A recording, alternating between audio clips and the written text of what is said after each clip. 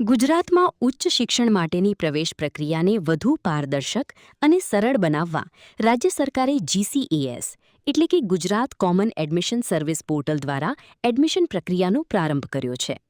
રાજ્યભરના વિદ્યાર્થીઓમાં આ પોર્ટલને લઈને સારો પ્રતિસાદ જોવા મળી રહ્યો છે.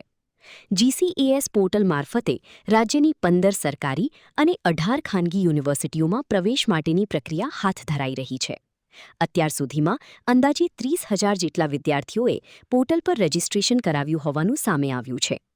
આ પોર્ટલ દ્વારા વિદ્યાર્થીઓ એક જ પ્લેટફોર્મ પરથી વિવિધ યુનિવર્સિટીઓ અને કોર્સ માટે અરજી કરી શકશે, જેના કારણે એડમિશન પ્રક્રિયા વધુ સરળ અને ઝડપી બનશે. શિક્ષણ વિભાગના અધિક મુખ્ય સચિવ મુકેશ કુમારે જણાવ્યું હતું કે સમગ્ર એડમિશન પ્રક્રિયા જૂન માસ દરમિયાન પૂર્ણ કરવાની યોજના તૈયાર કરવામાં આવી છે. સાથે જ વિદ્યાર્થીઓને સમયસર માર્ગદર્શન અને ટેકનિકલ સહાય મળી રહે તે માટે ખાસ વ્યવસ્થા પણ ઊભી કરવામાં આવી છે. રાજ્ય સરકારનું માનવું છે કે GCAS પોર્ટલ દ્વારા વિદ્યાર્થીઓને એક સરખી અને પારદર્શક પ્રવેશ વ્યવસ્થા મળશે, જે ઉચ્ચ શિક્ષણ ક્ષેત્રમાં મહત્વપૂર્ણ સુધારો સાબિત થશે. વિદ્યાર્થીઓને ફોર્મ ભરવા માટે પોતે ઓનલાઈન ફોર્મ ભરી શકે છે અથવા નજીકમાં યુનિવર્સિટી અથવા કોલેજમાં ફ્રી ફોર્મ ફિલિંગ સેન્ટર ઉપલબ્ધ છે.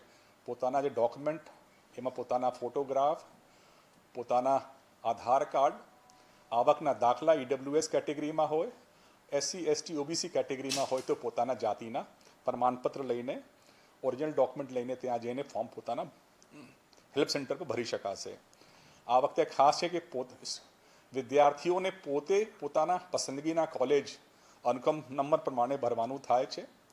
આ વખતે અમે આ બધા મદદ કરવા માટે આર્ટિફિશિયલ ઇન્ટેલિજન્સ AI એજન્ટની પણ સુવિધા ઉપલબ્ધ કરી છે, જેમાં ચેટબોટ વિદ્યાર્થીઓ પૂછી પણ શકે છે કે પોતાના માર્ક્સ આધારે એમને કઈ કઈ કોલેજમાં છેલ્લા 2 વર્ષના ડેટા આધારિત ક્યાં ક્યાં એડમિશન મળવાની શક્યતા છે. આ ઉપરાંત કોલેજમાં કઈ ફેસિલિટી ઉપલબ્ધ છે, હોસ્ટેલ છે, વાઈફાઈ સુવિધા ઉપલબ્ધ છે, લાઇબ્રેરી છે, તમામ વસ્તુની વિગતો પણ મેળવી શકે છે.